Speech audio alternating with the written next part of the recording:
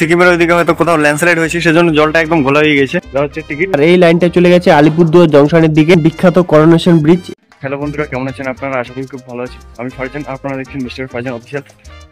আজকে আমি এখন বর্তমানে রয়েছি গ্যাংটকের এসএনটি বাস স্ট্যান্ডে, মানে সিকিম ন্যাশনালাইজ ট্রান্সপোর্টে। তো এখানে 6টার সময় বাসটা ছাড়ে।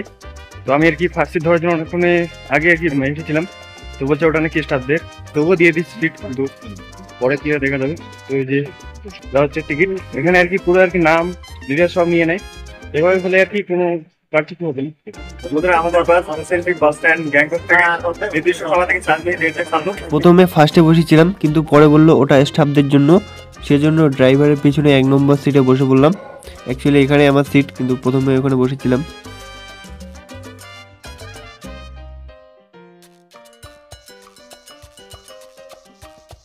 বন্ধুরা, গ্যাংটকের এসএনটি বাস স্ট্যান্ড থেকে টানা 41 কিলোমিটার আসার পর এখানে একটা জায়গায় দাঁড়িয়েছে। জায়গাটার নাম হচ্ছে 12 মাইল পাঞ্চে নাম আর কি, মানে 12 মাইল পাঞ্চে, এরকম যেমন গ্রাম থেকে। তো এখানে 10 মিনিটের স্টপেজ দিয়েছে। 10 মিনিট যারা কিছু খেয়ে নিতে পারেন, টিভি বা কিছু টয়লেট করতে পারেন। তো 10 মিনিট পর তারপর হয়তো direct destination SNT bus stand শিলিগুড়িতে গিয়ে এই বাসের যাত্রা শেষ হবে। বন্ধুরা দেখুন, তিস্তা নদীর উপরে মানে সিকিমের ওইদিকে হয়তো কোথাও ল্যান্ডস্লাইড হয়েছে, সেজন্য জলটা একদম ঘোলা হয়ে গেছে।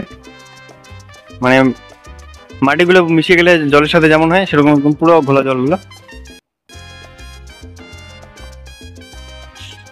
বন্ধুরা দেখতে পাচ্ছেন বিখ্যাত করোনেশন ব্রিজ। এখান থেকে একটা রাস্তা মালবাজারের দিকে গেছে ওইদিকে, আর একটা চলে গেছে এদিকে গ্যাংটকের দিকে, আর একটা শিলিগুড়ির দিকে।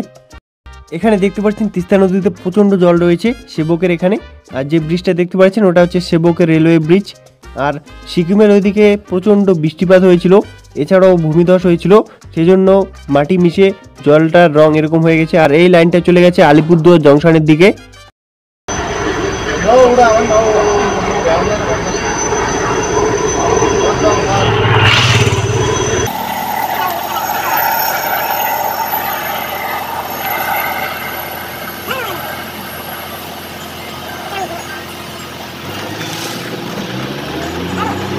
বন্ধুরা, বাসটা গ্যাংটক থেকে চলে গেল 6টার সময়।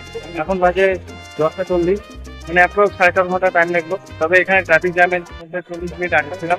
তার মধ্যে এখানে একটা ব্রেক দিয়েছিল মাঝখানে, সেখানে 3 মিনিট, 1 ঘন্টা সময় এদিকে উপরে গেল। 3 ঘন্টায় চলছে।